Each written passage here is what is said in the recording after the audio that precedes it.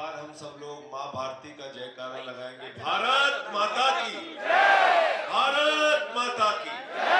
आम आदमी पार्टी, अरविंद केजरीवाल, मंच पे आसीन दिल्ली सरकार के कैबिनेट मंत्री, इस क्षेत्र के लोकप्रिय विधायक और नेता छोटे भाई सौरभ भारद्वाज जी, इस जोन के चेयरमैन निगम पार्षद भाई किशन जी,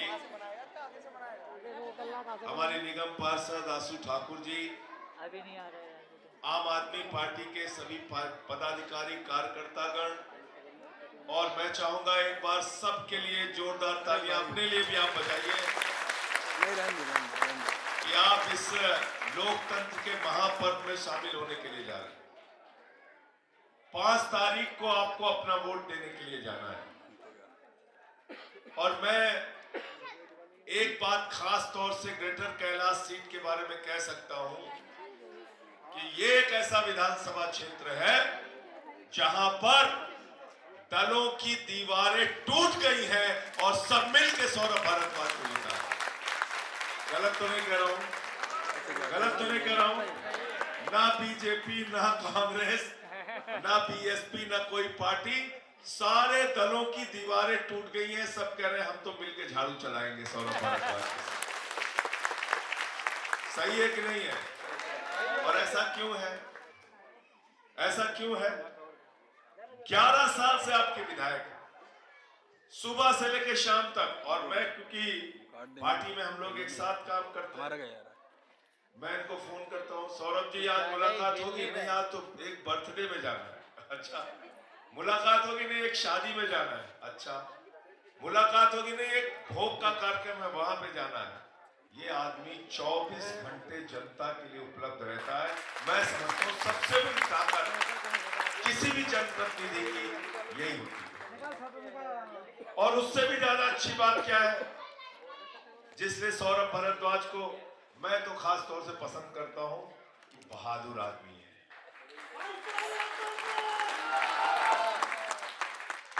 गलत तो नहीं कह रहा हूं? मैं जेल में था, टीवी देख रहा था, केजरीवाल जी की गिरफ्तारी होने के लिए ईडी वाले पहुंच गए। सबसे पहला आदमी कौन पहुंचा वहां पे? कौन पहुंचा वहां पे? कौन पहुंचा सबसे पहला? एक कैबिनेट मंत्री होके सड़कों पे घसीटे गए, लाठियां खाई, मीडिया में हो तो मुखरता से जवाब देना है, अपने क्षेत्र की जनता के लिए दिन रात उनकी सेवा करना है, पार्टी के लिए लड़ना है तो सबसे आगे बढ़ के लड़ना है। मैं समझता हूं किसी भी नेता में इससे ज्यादा खूबी नहीं हो सकती जो सौरभ भारद्वाज को है। अभी पार्टी ने ड्यूटी लगा दी, हम लोग बोले भाजपा वाले शीश माल बहुत कर रहे, जाके दिखा दो सबको शीश महल। हम चले गए दोनों लोग शीश महल दिखाने। हमने कहा भाई खोलो, हम देखना चाहते हैं कहाँ है स्विमिंग पूल, कहाँ है मिनी बार। कह रहे थे सोने का टॉयलेट बनाया है केजरीवाल। हमने कहा दिखाओ, भाग गए सब। कहने लगे नहीं, ताला बंद करेंगे, हम तो देखने नहीं देंगे।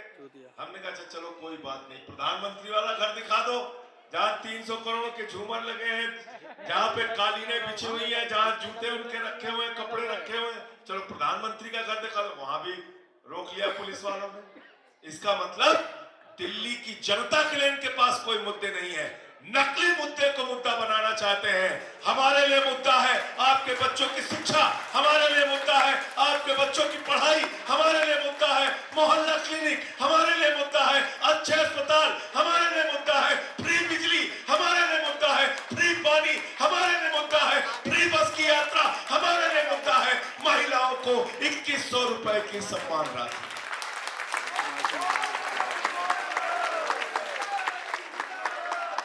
गलत तो नहीं कह रहा हूँ? गलत तो नहीं कह रहा हूँ? हमारे किसी नेता को आप देखते हो उल्टी सीधी फालतू की बात करते हुए? अभी क्या बोल रहे थे सौरभ? हमने काम किया है तो हमको वोट दे दो। बीजेपी की कैंडिडेट ने काम किया, उसको वोट दे दो। लेकिन यहाँ के बारे में मैं एक और गोपनीय खुलासा करना चाहता हूँ। इस सीट के बारे में क्या हुआ मालूम आपको? बहुत पहलवान जुटाए गए, पहले बोले भाई स्मृति ईरानी लड़ेंगी सौरभ भारद्वाज के खिलाफ। स्मृति ईरानी बोले भाई सबसे लड़ सकते, सौरभ भारद्वाज से नहीं लड़ पाएंगे, छोड़ के मैदान भाग गई। अब रोकियो मत इसको, चलने दियो। फिर बोले मीनाक्षी लेखी लड़ेंगी, मीनाक्षी लेखी लड़ेंगी, मीनाक्षी लेखी लड़ेंगी, वो छोड़ के भाग गई। फिर सिखारा जी को लड़ा दिया इन्होंने। तो कोई बात नहीं, अच्छी बात यह है कि यहां पर दलों की दीवारें टूट गई हैं। यहां कांग्रेस बीजेपी का वोट भी सौरभ भारद्वाज के झाड़ू के खाते में जा रहा है।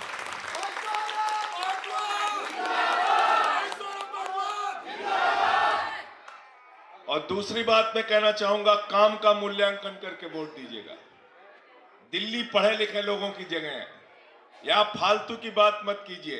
अभी आए थे बाबा जी, योगी जी कह रहे हैं दिल्ली के स्कूल जर्जर बने हुए। मैंने कहा ऐसे कॉमेडियन ने आपका भाषण लिख दिया? किसने लिखा भाषण? अगर दिल्ली के स्कूलों के बारे में आप कहोगे कि जर्जर है स्कूल, कौन मानेगा आपकी बात? कौन यकीन करेगा आपके ऊपर? अभी पत्रकार हमसे कह रहे थे उनके नीचे लिखा हुआ था बटोगे तो कटोगे। हमने कहा दिल्ली वाले बिल्कुल तैयार हैं। हिंदू, मुसलमान, सिख, ईसाई, अगड़ा, पिछड़ा, दलित, सवर्ण सब ने मिलकर एक नारा बना दिया है, न बटिए न कटिए, मिलके बीजेपी को रपटिए।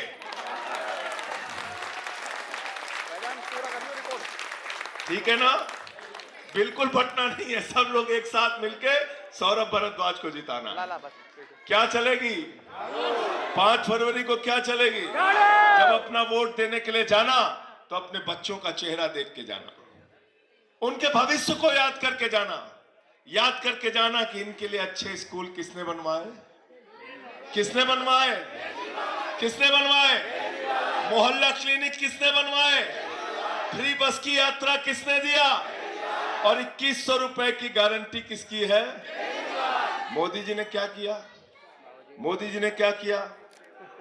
हमारे माताओं बहनों ने 1500 की नोट अपने पति से छिपा के घर के संदूक में रखी थी। बोले बेटी की शादी होगी तो ये पैसा काम आएगा, घर में कोई बीमार हो जाएगा तो ये पैसा काम आएगा, छोटा सा घर आसियाना बनाना होगा तो ये पैसा काम आएगा। मोदी जी ने कहा माताओं बहनों नोटबंदी कर दी, यही काला धन है, लाइन में लग के इसको जमा कर दो। वो भी जमा करा लिया। क्या बोले थे? काला धन लाएंगे, इतना काला धन लाएंगे, इतना काला धन लाएंगे, हर आदमी के खाते में कितना जमा हो जाएगा? सबको याद है, कोई भूला नहीं है। 15 पैसे भी नहीं आए। लालू यादव जी सबसे ज्यादा नाराज थे, कह रहे थे 7 को हमारे बेटा बेटी, हम राबड़ी, सबसे ज्यादा पैसा हमारा आने वाला था। 1 को रुपया नहीं आया, 1 को पैसा नहीं आया। 15 लाख के नाम पे झूठ बोला। 2 करोड़ नौकरी हर साल दे देंगे। 22 करोड़ नौकरी मिल गई क्या? नौजवानों को 22 करोड़ नौकरी मिल गई। कह रहे हैं अग्निवीर बन जाओ बेटा, 4 साल की नौकरी करो, उसके बाद रिटायर हो जाओ। किसी के घर में कोई पहुंचेगा, बोलेगा बाबूजी नमस्कार, बोले हाँ नमस्कार, बोले आप क्या करते हैं बाबूजी, बोले हम नौकरी करते हैं, बोले बेटवा क्या करते हैं, बोले बेटवा रिटायर हो गया। बाप नौकरी कर रहा है, बेटवा रिटायर हो गया। ये अग्निवीर योजना, ये अग्निवीर योजना। मैंने कहा मोदी जी आपका भतीजा जैसा जिसको बल्ला पकड़ना नहीं आता वो बीसीसीआई का चेयरमैन बनेगा और हमारे घर के बच्चे 4 साल में रिटायर हो जाएंगे, ये व्यवस्था हमें मंजूर। तो नौजवानों के साथ झूठ बोला, महंगाई कम करने का वादा किया था, कहा था पेट्रोल 40 रुपए में हो जाएगा, डीजल 30 रुपए में हो जाएगा, बोला था कि नहीं बोला था? पेट्रोल 100 रुपए के पार गया, डीजल 100 रुपए के पार गया, 1200 रुपए का सिलेंडर बिका, 250 रुपए किलो दाल बिकी, 300 रुपए लीटर सरसों का तेल बिका, 200 रुपए किलो प्याज बिकने लगी।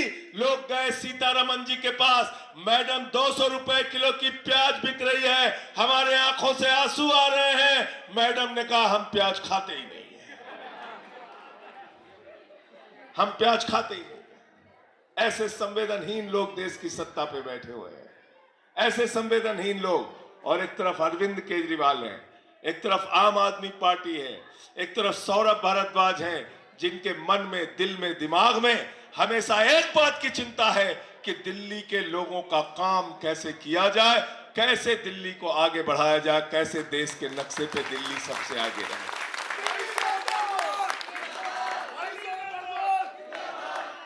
अभी इनका संकल्प पत्र आया है। मीडिया वालों ने मुझसे पूछा कि बीजेपी का संकल्प पत्र आया, उस पर क्या कहना है। मैंने कहा आपने पढ़ा? बोले हाँ पढ़ा। मैंने कहा उसमें क्या लिखा है? तो बोले उसमें लिखा है जो केजरीवाल कर रहा है वही हम भी करेंगे।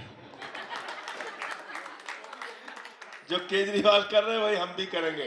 तो मैंने कहा भाई जब ओरिजिनल केजरीवाल मौजूद है तो डुप्लीकेट चाइना माल की जरूरत क्या है? क्या माल की जरूरत है? चाइनीज माल की जरूरत क्या है भाई? कोई जरूरत है क्या? कोई जरूरत है? केजरीवाल पे भरोसा है ना? केजरीवाल पे भरोसा है ना? बीजेपी ने आपकी हर योजना का विरोध किया, हर योजना का विरोध।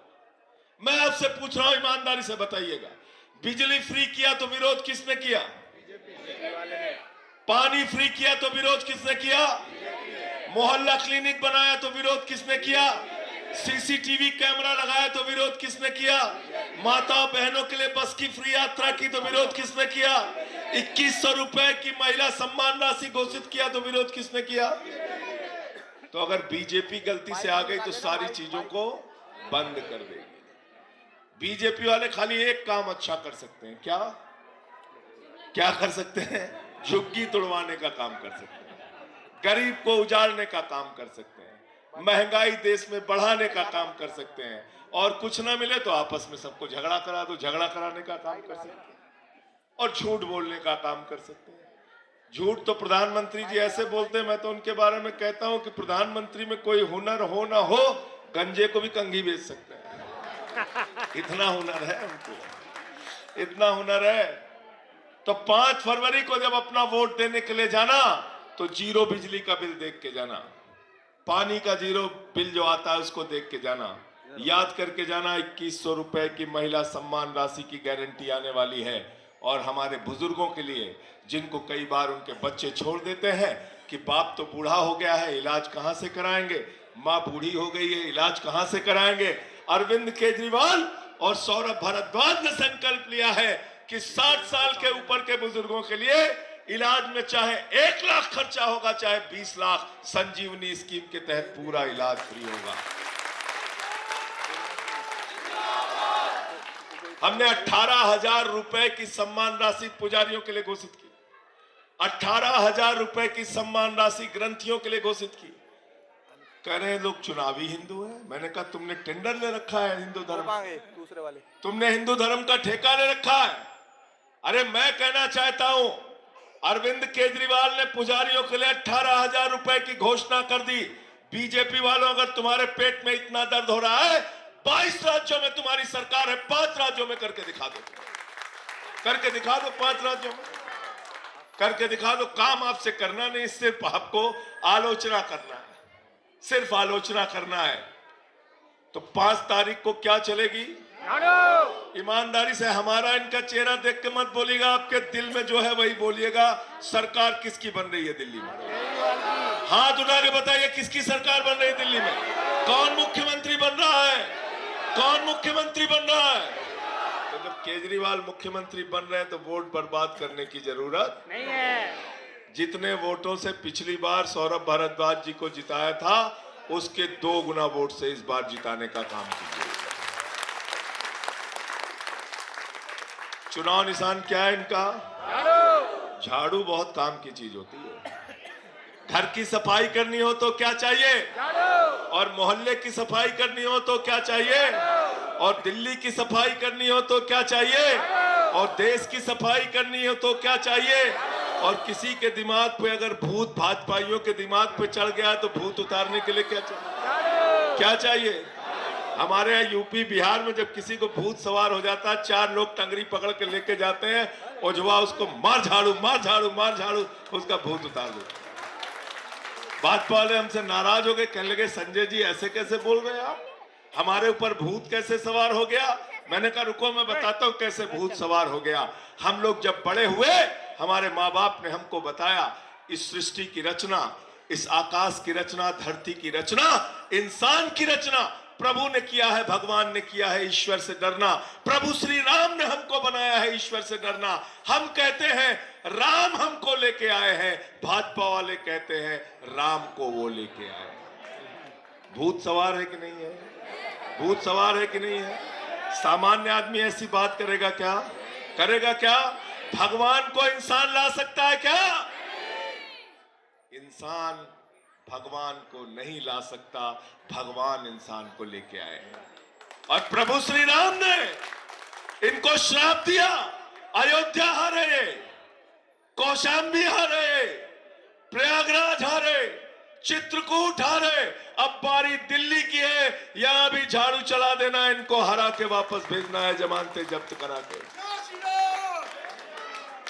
अब मैं, और ये हनुमान भक्त भी है वैसे तो, सौरभ भारद्वाज जी, आपने देखा था ना मंगलवार के दिन जब अरविंद केजरीवाल जी को इंसुलिन नहीं दे रहे थे। सोचिए, जो आदमी सबकी दवाओं का इंतजाम करता है दिल्ली में, उस आदमी को इंसुलिन नहीं दे रहे थे जेल के अंदर।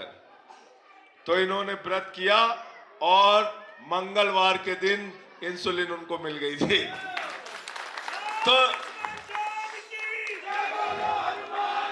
तो मैं